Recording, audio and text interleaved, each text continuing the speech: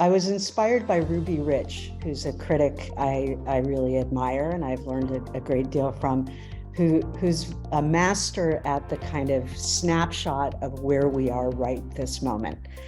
So I'm attempting that, to give a kind of assessment, particularly of what young queer filmmakers are doing, queer media makers, because I'm going to talk a little bit about Heartstopper.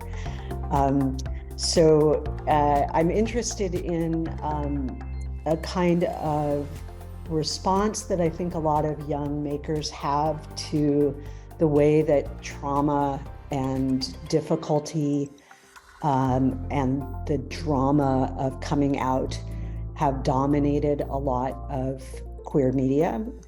And one response to that has been to generate work that kind of takes queerness as ambient and naturalizes queer affect in ways that I find really interesting and exciting. So I begin the talk with Everything Everywhere All at Once because you can't miss that.